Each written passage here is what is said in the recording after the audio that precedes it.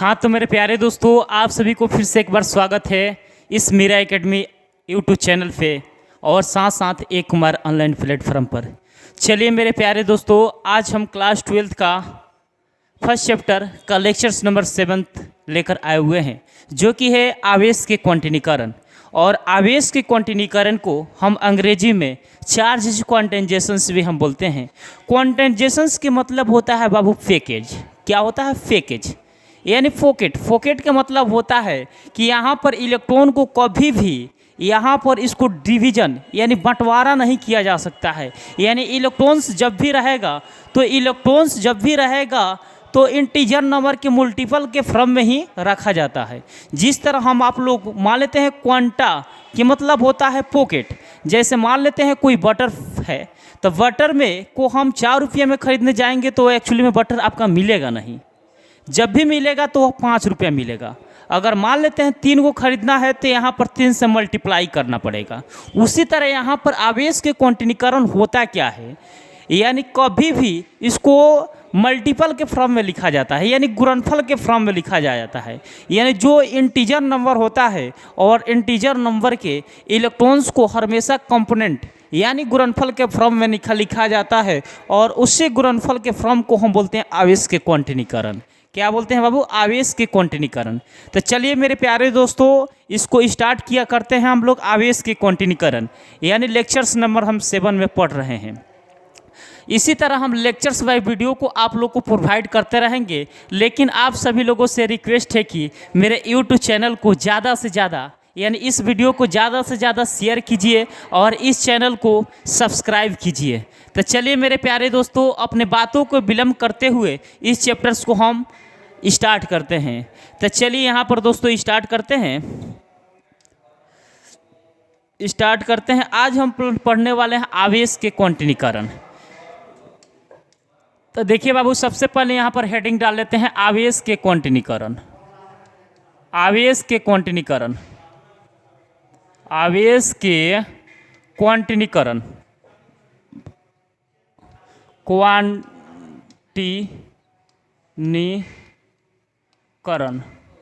आवेश के क्वांटिनीकरण। और आवेश के क्वांटिनीकरण को हम अंग्रेजी में बोलते हैं चार्ज इज क्वांटाइजेशन। बोला जाता है charge is quantization, quantization, charge in quantization. और देखिए बाबू, यहाँ पे एक इम्पोर्टेंस वर्ड आता है क्वांटाइजेशंस। यानी अब यहाँ पर समझने वाले हैं कि आवेश के क्वांटाइजेशंस होता क्या है एक्चुअली में। देखिए यहाँ पर एक वर्ड आया हुआ है क्वांटा। क्वांटा के मतलब क्या होता है बाबू? पॉकेट होता है। क्या होता है? पॉकेट। क्वांटा के मतलब होता है पॉकेट। जैसे मान लेते हैं कोई भी बटर खरीदने आप लोग एक्चुअली में जाते हैं, बटर खरीदने जाते हैं मार्केट में, तो बटर जब भी मिलेगा तो ये 5 रुपया में मिलेगा। कितने रुपया मिलेगा बाबू? 5 रुपया, यानी 5 रुपया में ही बटर आपको मिलता है। इसको कभी भी एक यानी बंटवारा करके कोई भी दुकानदार इसको देता नहीं है, क्योंकि यहाँ पर इसका फिक्स रेट रहता है कि 5 रुपया में मिलेगा। उसी तरह यहाँ पर इसको 4 रुपये में ख़रीदने जाइएगा तो नहीं मिलेगा, 3 रुपये में ख़रीदने जाइएगा तो नहीं मिलेगा, या जब भी मिलेगा तो 5 रुपये में मिलेगा। इसका मतलब यह है कि अगर 3 को ख़रीदना है तो यहाँ पर 3 से मल्टीप्लाई करेंगे तो यहाँ पर कितना रुपया देना पड़ेगा बाबू? 15 रुपया देना पड़ेगा। तो जो एन यहाँ पर 3 होता है, यह पूर्णांक संख्या होता है। कौन सी संख्या होता है बाबू? पूर्णांक संख्या होता है। उसी तरह यहाँ पर इलेक्ट्रॉन को कभी भी बांट नहीं सकते हैं, हमेशा लिखा जाता है गुणनफल के फॉर्म में लिखा जाता है। यानी इलेक्ट्रॉन्स को अलग अलग तरीके से उसको डिवीजन नहीं कर सकते हैं। यानी कभी भी लिखना है तो आप गुणनफल के फॉर्म में ही इलेक्ट्रॉन्स को लिख सकते हैं। उसी तरह यहाँ पर इसको मिटा देते हैं। ये तो समझ गए। क्वांटा के मतलब होता है बाबू पैकेज। पॉकेट के मतलब होता है पॉकेट को, यहाँ पर कोई भी चीज़ का पॉकेट होता है तो उस पर आर इंक्लूड रहता है पहले से अवेलेबल। तो जैसे मान लेते हैं यहाँ पर बटर मान लिए, तो बटर आपको 5 रुपये में मिलता है। इसको 4 रुपये में खरीदने मार्केट में जाइएगा तो यह मिलेगा नहीं, क्योंकि इसका फिक्स रेट है 5 रुपया।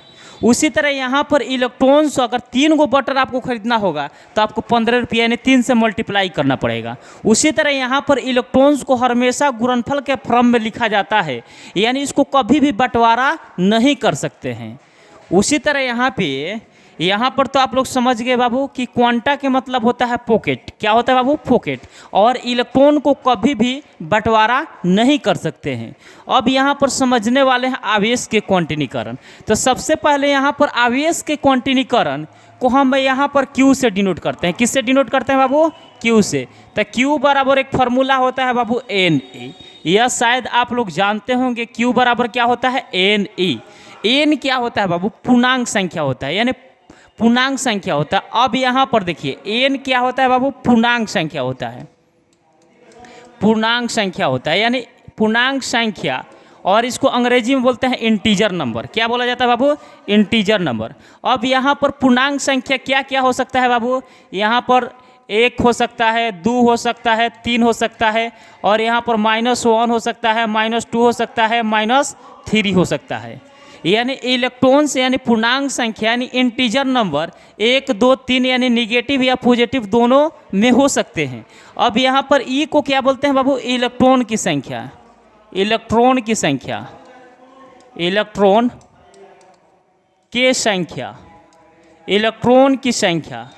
अब देखिए बाबू इलेक्ट्रॉन की जो संख्या होता है बाबू यहाँ पे 1.6 × 10 के पावर यहाँ पर -19 होता है। यहाँ पर इलेक्ट्रॉन का वैल्यू हमेशा किस में होता है बाबू? माइनस में होता है। लेकिन यहाँ पे मूल आवेश क्या होता है, यानी एलिमेंट्री जो चार्ज होता है बाबू, यानी इलेक्ट्रॉन का वैल्यू यह निगेटिव में होता है, और जो मूल चार्ज होता है यह प्लस में होता है। 1.6 × 10 के पावर क्या होता है? -19 होता है। -19 होता है। यानी कहने का सेंस यह है कि इलेक्ट्रॉन्स का जो वैल्यू होता है वो निगेटिव में होता है, लेकिन प्रोटॉन की जो वैल्यू होता है वो पॉजिटिव में होता है, जो कि 1.6 × 10 के पावर -19 होता है। अब यहाँ पर बात आता है Q को हम क्या बोलते हैं बाबू? आवेश बोलते हैं। क्या बोलते हैं? आवेश बोलते हैं। और आवेश के यूनिट क्या होता है बाबू? कूलम्ब होता है। अब बात यहाँ पर आता है कि इलेक्ट्रॉन को कभी भी कंपोनेंट यानी गुणनफल के फॉर्म में लिखा जाता है। इसको यहाँ पर इसको बांटकर इलेक्ट्रॉन को कभी भी लिखा नहीं जाता है। अब बात यहाँ पर आता है बाबू कि यहाँ पर इसको सिंपल से वर्ड में इसको डिफाइंड कैसे कर सकते हैं, क्योंकि एक्चुअली में हम फार्मूला जानते हैं कि Q बराबर होता है Ne, यानी n को बोलते हैं इंटीजर नंबर और e को बोलते हैं नंबर ऑफ इलेक्ट्रॉन्स। तो देखिए बाबू यहाँ पर n को पूर्णांक संख्या बोलते हैं, e को इलेक्ट्रॉन की संख्या बोलते हैं। लेकिन सपोज दैट यहाँ पर पूर्णांक संख्या और इलेक्ट्रॉन की संख्या यह गुणनफल के रूप में है। किसके रूप में बाबू? गुणनफल के रूप में है। तो यानी जो यहाँ पर गुणनफल के रूप में होने के बावजूद इसको बोलते हैं आवेश के क्वांटिनीकरण। यानी इलेक्ट्रॉन्स को हम मल्टीप्लाई कर सकते हैं, लेकिन इसको बंटवारा नहीं कर सकते हैं, यानी इसको डिवीजन नहीं कर सकते हैं। अगर एक्चुअली में आवेश को डिवीजन करेंगे तो नेचर में चार्ज ऐसा संभव नहीं होता है। अगर कोई भी चार्ज मल्टीपल के फॉर्म में रहेगा तो वैसा चार्ज इस नेचर्स में संभव होते हैं। अब यहाँ पर इसको परिभाषित सिंपल से वर्ड में कैसे दे सकते हैं? तो सिंपल से वर्ड में आप बता सकते हैं, ऐसे भी बोल सकते हैं, यदि किसी आवेश के यदि किसी पूर्णांक संख्या तथा इलेक्ट्रॉन के गुणनफल को हम बोलते हैं आवेश के क्वांटिनीकरण। ऐसे भी आप लोग एक्चुअली में बोल सकते हैं। नहीं तो आप ऐसे भी बता सकते हैं, यदि किसी आवेश के न्यूनतम ई के पूर्ण गुणज को आवेश के क्वांटिनीकरण कहते हैं। तो यहाँ पर लिख लेंगे, यदि किसी आवेश के न्यूनतम यदि किसी आवेश के न्यूनतम ई के पूर्ण गुणज को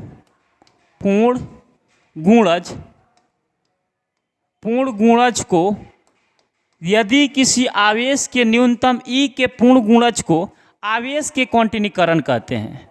आवेश के क्वांटिनीकरण कहते हैं। क्वांटिनीकरण कहते हैं।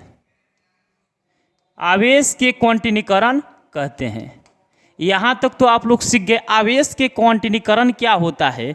किसी भी आवेश के न्यूनतम ई के पूर्ण गुणज को आवेश के क्वांटिनीकरण कहते हैं। यानी आवेश के क्वांटिनीकरण तो आप लोग सीख गए, लेकिन इससे पहले यहाँ पर ध्यान देने वाली बात यह है कि जो इलेक्ट्रॉन्स होता है किसी इंटीजर नंबर के हमेशा गुणनफल के रूप में होता है। इलेक्ट्रॉन्स को कभी भी डिवीजन यानी बंटवारा नहीं किया जा सकता है। जिस तरह यहाँ पर तो Q बराबर N लिखे हुए हैं, यहाँ तक बताइए कोई डाउट? अब बाबू आगे के तरफ हम लोग बढ़ते हैं। अब आगे के तरफ बढ़ने से पहले यहाँ पर अब आता है यहाँ पर मल्टीपल चॉइस क्वेश्चंस के रूप में। यह बोर्ड एग्जाम में बहुत बार यह क्वेश्चंस रिपीटेशंस भी कर चुका है कि इस नेचर में पाए जाने वाले कौन से संभव आवेश होते हैं और कौन से संभव आवेश नहीं होते हैं। इसको नोट कर लीजिए। अब आगे की तरफ हम लोग बढ़ेंगे। अब आगे की तरफ हम लोग बढ़ेंगे। अब देखिए यहाँ पर सवाल पूछ देता है कुछ ऐसे कि प्रकृति में पाए जाने वाले संभव आवेश कौन से हैं। यहाँ पर मल्टीपल चॉइस क्वेश्चंस में इससे ऑब्जेक्टिव कितना बन सकता है? तो यहाँ से आपका ऑब्जेक्टिव ऐसे पूछेगा, प्रकृति में पाए जाने वाले, प्रकृति में पाए जाने वाले संभव आवेश, संभव आवेश कौन है? संभव आवेश यानी इस नेचर में जो आवेश पाए जाते हैं वह कौन से आवेश संभव होंगे और कौन से आवेश संभव नहीं होंगे। जैसे हम लोग फार्मूला जानते हैं बाबू, अभी Q बराबर बताए थे आप लोग को N होता है। यानी इंटीजर नंबर के कभी भी इलेक्ट्रॉन्स को गुणनफल के रूप में लिखा जाता है, यानी इलेक्ट्रॉन्स को कभी बंटवारा नहीं किया जाता है। और यहाँ पर जो n के वैल्यू होता है बाबू, अभी हम बताए थे बाबू, n का वैल्यू होता है यहाँ पर -1 -2 और यहाँ पर -3 और यहाँ पर 1 2 और 3। यानी जो इंटीजर नंबर यानी पूर्णांक संख्या होता है यह प्लस और माइनस दोनों में होता है। और यहाँ पर कौन सा आवेश आपको संभव होंगे? देखिए यहाँ पर Q बराबर यहाँ पर अगर 1e लिख देते हैं, यानी संभव होने का एक ही शर्त है कि इंटीजर नंबर के इलेक्ट्रॉन्स हमेशा गुणनफल के रूप में होना चाहिए, तबे संभव होंगे। जैसे यहाँ पर 2e लिख देते हैं और यहाँ पर 3e लिख देते हैं, उसके बाद यहाँ पर -2e, उसके बाद यहाँ पर -1e, यानी यहाँ पर 2e लिखे हैं 3e लिखे हैं। इसका मतलब क्या है कि जो यहाँ पर 3 होता है पूर्णांक संख्या होता है और e होता है इलेक्ट्रॉन्स की संख्या होता है, यह गुणनफल के रूप में है। अगर गुणनफल के रूप में होंगे तो इस नेचर में जो भी चार्ज पाए जाते हैं वैसा चार्ज आपका संभव होंगे। अगर एक्चुअली में गुणनफल के रूप में नहीं होंगे तो वैसा चार्ज इस नेचर में संभव नहीं होते हैं। यानी संभव तो सीख गए कि हमेशा गुणनफल के रूप में होना चाहिए तभी आवेश संभव होगा, अन्यथा नहीं। अगला सवाल यहाँ पर पूछ सकता है, प्रकृति में पाए जाने वाले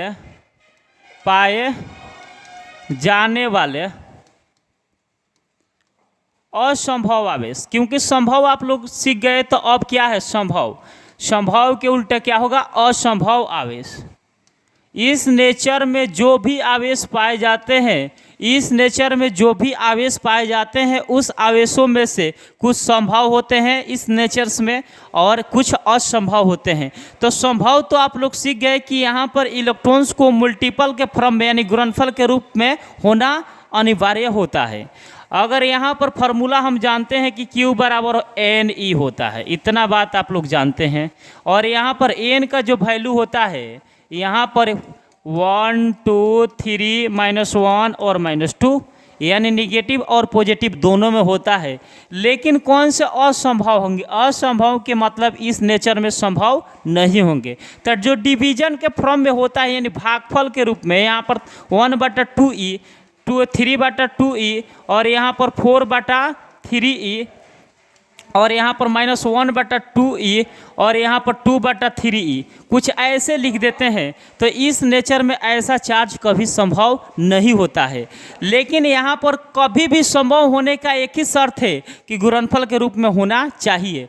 अगर डिवीजन के रूप में रहेगा तो इस नेचर में ऐसा चार्ज संभव नहीं है, यानी कभी भी इलेक्ट्रॉन्स को बंटवारा नहीं किया जा सकता है। और डिवीजन के रूप में है तो यह पॉइंट में आएगा, यानी दशमलव में भी जैसे 1.7 आ जाए, 1.8 आ जाए, 1.9 आ जाए, 1.8 आ जाए। इस नेचर में अगर दशमलव में भी होगा वैसा चार्ज संभव नहीं होगा। यहाँ तक क्लियर हो गया। यानी यहाँ से ऑब्जेक्टिव 2021 में पूछ चुका है। यह ऑप्शन आपका सी में दिया था कि प्रकृति में पाए जाने वाले कौन से आवेश संभव होंगे, असंभव होंगे, और उसमें सी नंबर ऑप्शन में दिया था 1.7। तो जो 1 पॉइंट यानी दशमलव में जितने भी चार्ज रहते हैं वह चार्ज कभी संभव नहीं होते हैं। अगर इसको नोट नहीं किए हैं तो सबसे पहले इसको नोट डाउन कर लीजिए, उसके बाद आगे की तरफ हम बढ़ते हैं। अब आगे की तरफ बढ़ते हैं, इसको मिटा देते हैं और इस पर बेस्ड 2-4 क्वेश्चंस कर लेते हैं ताकि इस पर कॉन्सेप्ट क्लियर हो जाए। अगर एग्जाम्पल नंबर फर्स्ट की बात करते हैं, एग्जाम्पल फर्स्ट आपका सवाल ऐसे पूछ सकता है, यदि किसी चालक तार पर 1 कूलाम का चार्ज दिया जाता है तो इलेक्ट्रॉनों की अधिकता तथा कमी को बताएं। ऐसे भी सवाल पूछ सकता है।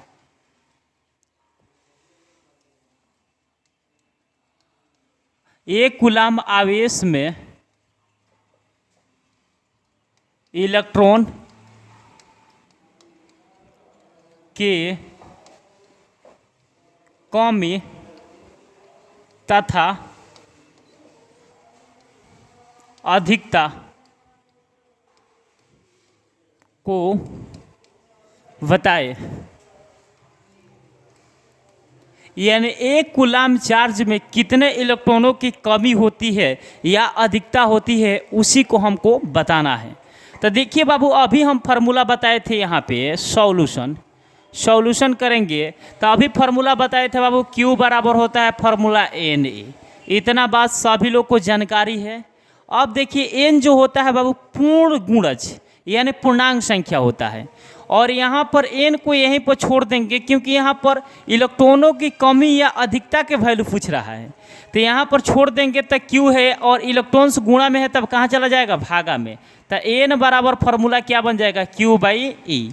अब यहाँ पर देखेंगे इस चालक तार पर कितने कूलाम के आवेश दिया जाता है, 1 कूलाम के। तो आवेश की सही मात्रा क्या होता है, कूलम। तो यहाँ पर क्या लिखेंगे, 1 कूलम। और इलेक्ट्रॉन्स का वैल्यू क्या होता है, यानी मूल आवेश क्या होता है, यानी एलिमेंट्री चार्ज का वैल्यू बताए थे बाबू 1.6 × 10 के पावर क्या होता है, -19 होता है। अब यहाँ पर एक काम करेंगे बाबू, यहाँ पर 1 और यहाँ पे 10 के पावर -19 आपका माइनस में, इसको ऊपर भेजेंगे तो किस में हो जाएगा, प्लस में हो जाएगा। तो 10 के पावर 19 अब बटा यहाँ पर कितना हो जाएगा, 1.6। अब यहाँ पर एक काम करेंगे, यहाँ पर 10 के पावर 19 के मतलब होता है कितना, 0, 19 जीरो, एगो जीरो, इसको हम दशमलव के बाद 1 अंक है तो एगो जीरो बैठेगा। और 10 के पावर 19 के मतलब होता है 19 गो जीरो, एगो जीरो इसको दे देंगे तो यहाँ पर कितना जीरो बचेगा, 18 गो। अब बाटे यहाँ पर कितना हो जाएगा, 16। और इसको भाग देंगे तो यहाँ पर कितना हो जाएगा बाबू, 6.25 × 10 के पावर कितना होगा, 18, इतना आएगा। अब बात यहाँ पर पूछा हुआ है कि इलेक्ट्रॉनों की कमी होगी या अधिकता होगी, यह बताना है। तो इसमें यह प्लस चार्ज इंडिकेट किया है। तो जिसमें अधिकता होती है यानी सामान्य अवस्था में इलेक्ट्रॉनों की यहाँ पर क्या होगी, कमी होगी, क्योंकि प्लस चार्ज में रहता है तो उसमें क्या होती है बाबू, कमी होती है। क्योंकि हम जानते हैं कि आवेश जो होता है 2 प्रकार का होता है, एक होता है धनात्मक और दूसरा होता है ऋणात्मक। धनात्मक आवेश क्या होता है, जो कि सामान्य अवस्था में कमी को दर्शाता है, सामान्य अवस्था के कमी को दर्शाना ही धनात्मक आवेश कहलाता है। और ऋणात्मक आवेश क्या होता है, सामान्य अवस्था के अधिकता को दर्शाना ही ऋणात्मक आवेश कहलाता है। तो यहाँ पर अधिक है तो इसका नेचर क्या होगा, इलेक्ट्रॉनों की क्या होगी बाबू, कमी होगी, इलेक्ट्रॉन की के कमी होगी, क्या होगी, कमी होगी। बताइए यहाँ तक कोई डाउट। यह क्वेश्चंस बोर्ड एग्जाम में बहुत बार पूछ चुका है। 1 कूलाम बराबर यहाँ पर 6.25 × 10 के पावर यहाँ पर 18। ऐसे भी सवाल पूछ सकता है, एक कूलाम आवेश में प्रोटोनों की संख्या कितना होगी, या कितना इलेक्ट्रॉनों की प्रोटोनों की अधिकता या न्यूनतम मान होगा। तो एक कूलाम बराबर 6.25 × 10⁻18 के बराबर होता है। इसको नोट कर लीजिए। अब एग्जाम्पल नंबर सेकेंड की अगर एक्चुअली हम बात करते हैं, एग्जाम्पल नंबर सेकेंड आपका कह देगा, यदि किसी चालक तार पर 4000 इलेक्ट्रॉन बहुमूल्य हो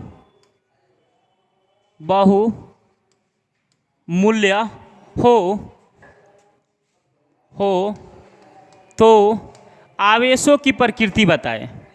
आवेश के मात्रा तथा प्रकृति बताएं। यहाँ पर अगला सवाल है, यदि किसी चालक तार पर 4000 इलेक्ट्रॉन बहुमूल्य हो तो आवेशों के मात्रा या प्रकृति बताएं। यानी नेचर बताना है कि यहाँ पर इस चार्ज का नेचर कितना आएगा। तो अभी हम यहाँ पर सवाल में आपका क्या क्या दिया गया है। अब यहाँ पर 4000 इलेक्ट्रॉन्स का वैल्यू दिया गया है, यानी एन का वैल्यू आपका दिया है कितना बाबू, 4000 दिया है, 4000 इलेक्ट्रॉन्स दिया है। तो हम फार्मूला जानते हैं कि यहाँ पर इलेक्ट्रॉन्स का वैल्यू यहाँ पर क्या होता है बाबू, माइनस होता है। अब यहाँ पर फार्मूला हम जानते हैं Q बराबर होता है NE। अब N का वैल्यू यहाँ पर कितना दिया है, 4000 दिया है, और इलेक्ट्रॉन का वैल्यू कितना होता है बाबू, -1.6 × 10 के पावर क्या होता है, -19। और देखिए यहाँ पर 4000 दिया है, तो 4000 को क्या हम ऐसे लिख सकते हैं, 4 × 10 के पावर 1000 लिख सकते हैं, और गुणे यहाँ पर 1.6 × 10 के पावर क्या, -19। उसके बाद यहाँ पर ऐसे लिख सकते हैं, 4 × 1000 को क्या लिख सकते हैं बाबू, 10 के पावर Q, यानी 10 के पावर Q, यानी 10 को 3 बार लिखेंगे तो क्या आ जाएगा, 1000 आ जाएगा। उसके बाद यहाँ पर 1.6 × 10 के पावर क्या आ जाएगा, -19। अब देखिए बाबू, इसमें गुणा करेंगे तो सोचा होगा कितना हो जाएगा, 64, यानी 6.4 गुणे 10 के पावर क्या हो जाएगा, -19 में से 3 को घटाएंगे तो कितना बचेगा, -16। और यहाँ पे Q का वैल्यू आ गया, यानी इतना आपका आवेशों की मात्रा होगा। किसका मात्रा होगा, आवेशों की मात्रा होगा। लेकिन बात यह होता है कि प्रकृति बताए, यह प्रकृति धनात्मक होगा कि ऋणात्मक होगा। तो सामान्य अवस्था की अधिकता को दर्शाना ही धनात्मक, यानी हम जानते हैं कि आवेश 2 तरीके के होते हैं, एक धनात्मक और दूसरा ऋणात्मक होता है। तो इसमें क्या होता है, प्लस चार्ज आया है, अधिकता को दर्शा रहा है। तो जो चार्ज अधिकता को दर्शाता है उसको हम बोलते हैं ऋणात्मक आवेश। कौन सा आवेश, ऋणात्मक आवेश। यानी सामान्य अवस्था में क्या होगी, कमी होगी। तो इलेक्ट्रॉनों आवेशों की प्रकृति क्या होगा, ऋणात्मक होगा। आवेश की प्रकृति ऋणात्मक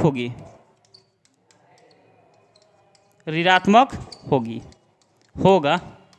कोई डाउट। अब देखिए बाबू, यहाँ पर बात आता है कि हम जानते हैं कि आवेश 2 तरीके का होता है, एक धनात्मक होता है, ऋणात्मक। धनात्मक आवेश क्या किसको बोलते हैं, सामान्य अवस्था में कमी को दर्शाना ही धनात्मक आवेश कहलाता है। लेकिन यहाँ पर कमी नहीं हो रही, अधिकता हो रही है। और ऋणात्मक क्या होता है, सामान्य अवस्था में अधिकता को दर्शाना ही। तो यहाँ पर इलेक्ट्रॉन के मान क्या है, अधिक है, यानी पॉजिटिव में आ रहा है, अधिक है। तो यानी अधिक है तो इलेक्ट्रॉनों की क्या होगी बाबू, यहाँ पर अधिक है तो आवेशों की प्रकृति क्या होगी, ऋणात्मक होगी। क्योंकि कोई भी चार्ज में इलेक्ट्रॉनों की अधिकता को दर्शाना ही क्या कहता है, निगेटिव चार्ज कहलाता है, यानी ऋणात्मक आवेश कहलाता है। तो इसका आवेश की प्रकृति क्या होगा, ऋणात्मक होगा। बताइए यहाँ तो कोई डाउट। यानी इसी तरीके से बेस्ट इस पर क्वेश्चंस बोर्ड एग्जाम में, चाहे कोई कॉम्पिटिटिव एग्जाम में आवेश के क्वांटिटीकरण पर बेस्ट क्वेश्चंस पूछे जाते हैं। चलिए दोस्तों, आज के लिए इतना ही रहने देते हैं, और मेरे चैनल को ज़्यादा से ज़्यादा, इस वीडियो को ज़्यादा से ज़्यादा शेयर कीजिए और मेरे चैनल को सब्सक्राइब भी कीजिए। चलिए दोस्तों, थैंक यू।